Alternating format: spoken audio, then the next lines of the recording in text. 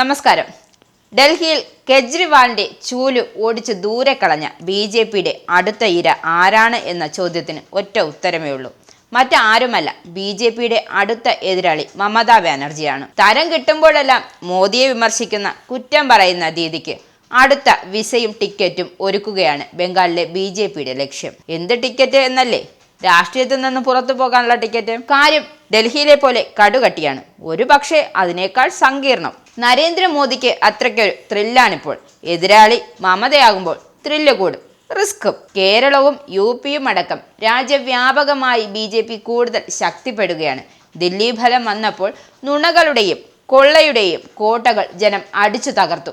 ദേശീയവാദികളിൽ നിന്നും വിശ്വാസം അർപ്പിച്ചു എന്ന് യു.പി മുഖ്യമന്ത്രി യോഗി ആദിത്യനാഥ് വ്യക്തമാക്കിയതും വെറുതെയല്ല. ഡൽഹിയിലെ ആഹ്ലാദാരവങ്ങൾ അടങ്ങും മുമ്പ് തന്നെ ഞങ്ങൾ ഡൽഹി വിജയിച്ചു, 2026 ബംഗാളിന്റെ ഊഴമാണ്, നോക്കൂ നിങ്ങളാണ് അടുത്തത് എന്ന് പ്രഖ്യാപിച്ചിരിക്കുകയാണ് ബംഗാൾ ബി.ജെ.പി നേതാവ് സുവേന്ദു അധികാരി. മമതാ ബാനർജിക്ക് മുന്നറിയിപ്പ് നൽകി രംഗത്ത് വരികയാണ്. രാജ്യതലസ്ഥാനമായതിനാൽ ബി.ജെ.പിയെ സംബന്ധിച്ചിടത്തോളം ഈ വിജയം ഇന്ത്യയിൽ ആകമാനം ആഘോഷിക്കപ്പെടുന്നു. മാത്രവുമല്ല, രാജ്യതലസ്ഥാനത്ത് അധികാരത്തിൽ എത്തിയതോടെ അന്തർദേശീയ തലത്തിലും ബി.ജെ.പി മുഖം മിനുക്കുകയാണ്. ഇന്ത്യക്ക് പുറത്ത് ലക്ഷക്കണക്കിനാണ് ബി.ജെ.പി പ്രവർത്തകർ സജീവമായി ഉള്ളത്.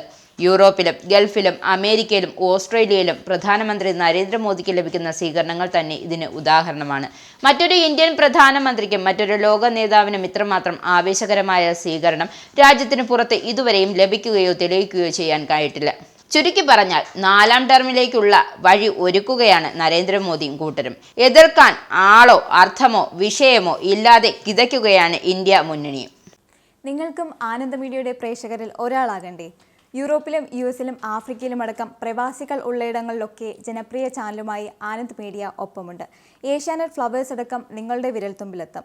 ആദ്യം റോക്കു ബോക്സ് സ്വന്തമാക്കുക, അതിൽ നിന്നും ആനന്ദ് മീഡിയ ആപ്ലിക്കേഷൻ ഡൗൺലോഡ് ചെയ്യുക, ഇൻസ്റ്റാൾ ചെയ്യുക. എന്നിട്ട് 02085866511 എന്ന നമ്പറിൽ ഞങ്ങളുടെ കസ്റ്റമർ കെയറിൽ ബന്ധപ്പെടുക.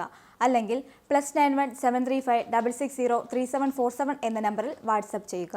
ആനന്ദ് മീഡിയയുടെ സേവനങ്ങൾ സ്വന്തമാക്കുക. മറ്റു ചാനലുകൾക്കൊപ്പം ആനന്ദ് ടിവിയും എൻജോയ് ചെയ്യുക.